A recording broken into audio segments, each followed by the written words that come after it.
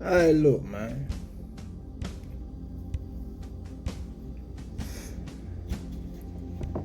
I was gonna wait till I got like the lights and the mic and everything to do these types of videos, but this can't wait. So I just recently did a video about my little cousin, Shaquille. He just passed. And just got off the phone with his brother Raphael and got some more information on it. And before I start, Malik, bro, call me. Tony. Anyway, I just found out they pulled 41 or 47 liters of fluid off my little cousin. That fluid all through his body and his lungs, heart, kidneys. Like they pulled 41 liters off my cousin, and I was just joking. And my cousin had got up to like 600 some pounds. And as I'm talking to Raphael, we come to it like to the conclusion that he hadn't been right since his uncle died. And you got to remember, I said he lost his father to the system. He lost his mother. His mother got sick and died. And he was a big boy. I mean, it even got me rethinking the whole, I got to get the J's and everything. I think I misunderstood. Like,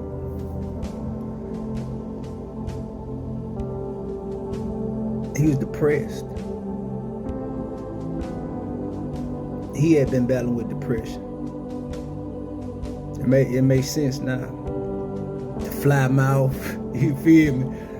And he was a big boy. Had to stay fresh, you know what I'm saying? I can't even fit it all into a 10-minute video. The whole time I was battling with depression myself. I've been battling with depression my whole life. And we'll get back to that on other videos. But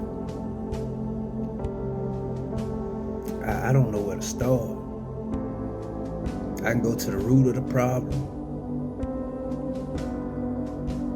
I could I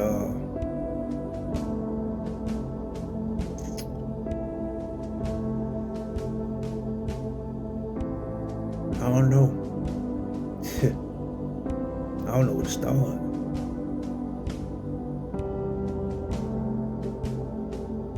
Depression, feeling down, drowning in your sorrow. That's a powerful spirit. Powerful. Powerful. I'm speaking firsthand. I'm speaking about this firsthand. It was just a year before last. I started at the end. Same way I did with the narcissism video. I started at the end. I'm back in court. Remember, I could show you my check stubs. I was making from 29 to 49 a week. I never did love money. My mother loved money. My mother loved money more than she loved me. So I never really got the love for money. Hustling with it was never really my thing, because money couldn't fix my problems. I knew that as a child, money couldn't fix my problems. I didn't even know the context of what my mama and my daddy used to always be arguing and fighting about, but I knew one thing: money could not fix my problems. Not the problems I had, because the problems I had was internal. This last time I went to court, when they pulled me off the job, they called me when I was in Chicago, and they were playing phone tag with my daddy. And this lady and the new head of the department was impersonating a lady named Miss Bailey, who had been helping me within the department where I had to go down and do all the registration and all that. She had been helping me for about 10 years because she knew I wasn't supposed to be on now. So they were going back and forth, back and forth. Then Miss Bailey actually got on the phone and she was like, McQuarter, when can you come in? I just started this job and just started this contract. So I said, I can be in at the end of the month because I wanted to get some time in on this job and contract. I just fly out on the weekend, come back to work.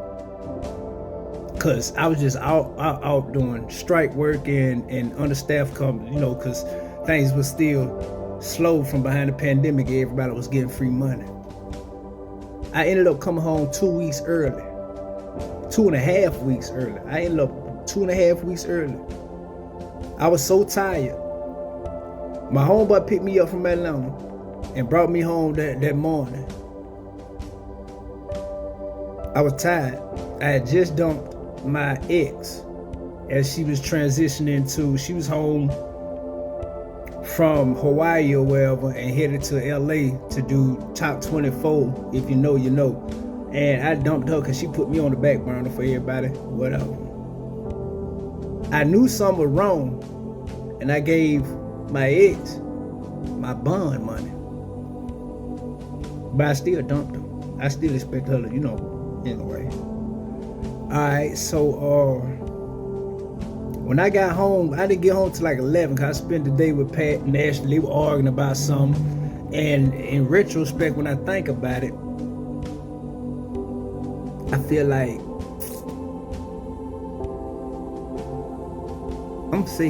Ashley was trying to, hey, tell me something. But I ended up coming home late that night because I spent the day with my nephews and everything. And I woke up with the U.S. Marshals in my house. I was tired. Like when I got home, I passed out on the floor. Wasn't in the bed, I was on the gone. I wake up, U.S. Marshals in my house with the guns out. So they pulled me outside. I'm half asleep. They were like, where you been hiding at? Like, how long you been hiding here and asking all these crazy ass questions? I'm like, what you mean? I've been living here. At the time, I was living here at the same place for 7 years, this same house. And they were like, well, what do you do? Where you going? Where you going? I said, I ain't going nowhere. I just got back. What do you do for work? I'm a truck driver. Then they look at my ID. They were like, huh? So the U.S. Marshals like confused, and it's like, what do they have you on this for? So I went through the whole pissed off a sergeant, and he said he gonna fuck me up on paper. That pen is mightier than the sword. 20 years later, that pen is mightier than the sword. And so I ended up getting taken downtown. I tell them, look, I ain't on the computers. I ain't on none of this shit. You feel me? They're just mad at me because I represented myself in court last time and I beat the dude and got the head of the department removed. And they got me downtown. They got me downtown with up north on the north side or wherever they locked me, where they had me in the holding cell. And they went off on somebody. I remember they called Danielle, whoever Danielle was. They went the fuck off on her. Because come to find out, they sent the U.S. Marshals to kick in my door under false pretenses. So the U.S. Marshals came back into the holding cell where I was, and they was like, we sorry, but like, we hope you make it through this. We hope you make it through this. And I see I'm running short on time. I'm gonna continue this video. This gonna be, yeah. But my focus this round is about depression. So stay tuned for the next video. We're gonna get off into this.